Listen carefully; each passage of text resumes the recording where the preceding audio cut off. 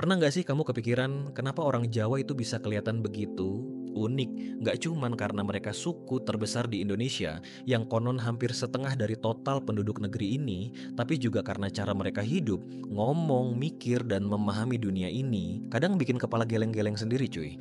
Dari luar, orang Jawa sering terlihat sederhana, ramah, dan penuh sopan santun. Tapi di balik semua itu tersembunyi lapisan budaya yang dalam banget. Sampai-sampai kita bisa bilang, mereka ini misterius sekaligus menarik. Di zaman yang serba cepat dan logis kayak sekarang, mereka masih percaya hari baik buat nikah harus dihitung dari weton kelahiran. Atau roh leluhur perlu dikasih sesajen supaya rumah tetap adem. Aneh? Mungkin.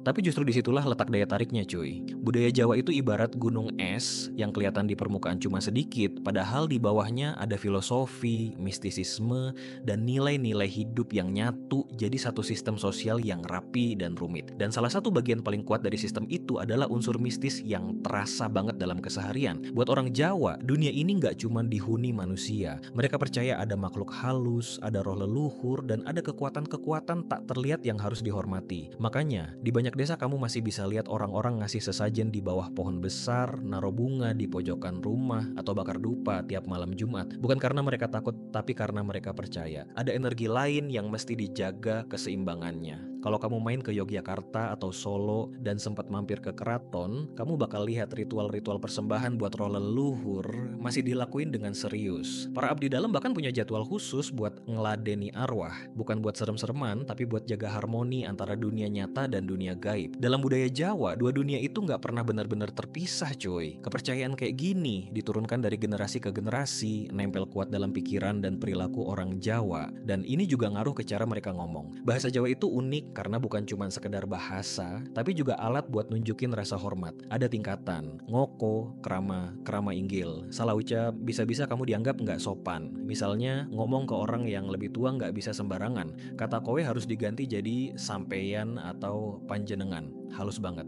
Tapi juga penuh tekanan sosial.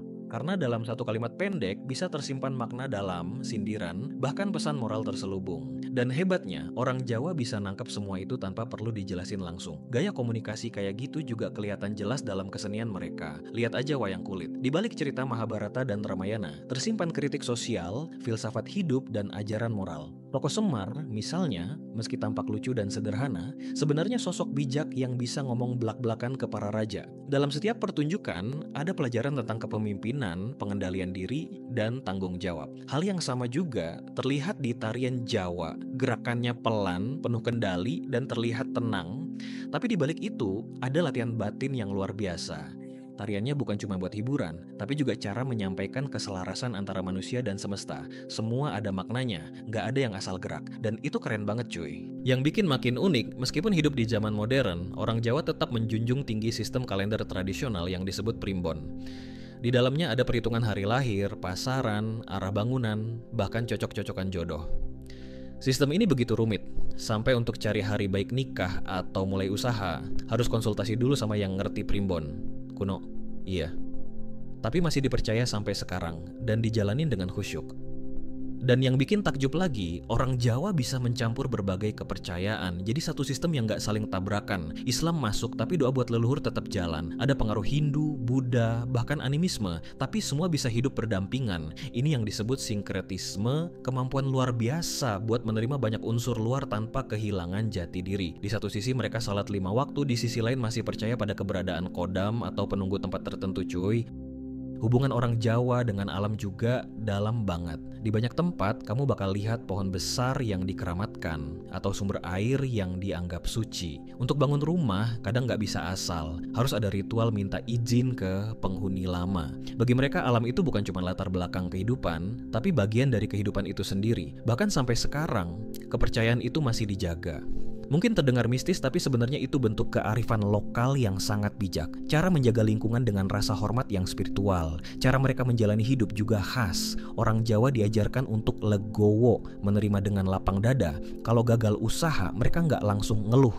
Mereka bilang belum rezeki, kalau sakit dibilang gugur dosa. Konsep nerima yang pandum membuat mereka jadi pribadi yang sabar, gak banyak protes, dan tahan banting. Nilai-nilai ini bikin mereka terlihat tenang, meskipun hatinya mungkin lagi bergejolak, tapi semua dihadapi dengan senyum tipis dan ya wes lah gak apa-apa. Dan semua ini bikin kita sadar, orang Jawa itu bukan cuma unik, tapi juga kuat. Mereka hidup dalam dunia penuh simbol, makna, dan harmoni. Dalam gerakan tubuhnya, dalam cara bicara, sampai cara mereka memandang langit malam, selalu ada filosofi yang mendalam. Kita mungkin ngelihatnya aneh, tapi sebenarnya mereka hidup dalam sistem kebudayaan yang sangat canggih dan berakar kuat. Mereka bukan sekadar suku, tapi peradaban mini yang udah berdiri ribuan tahun. Mereka bisa berubah tanpa kehilangan bentuk. Mereka bisa lentur tanpa patah. Mereka bisa diam tapi tetap terdengar. Dan mungkin justru karena keanehan-keanehan ini, orang Jawa tetap eksis, dihormati, dan dijadikan rujukan dalam banyak hal. Nggak ribut tapi berdampak. Nggak keras tapi ngena, dan itu luar biasa cuy. Kalau lu suka budaya unik seperti ini, jangan lupa tonton video lainnya dari channel ini. Tulis pendapat kalian di komentar ya, dan sampai jumpa di episode berikutnya. Next, bahas apa lagi kita?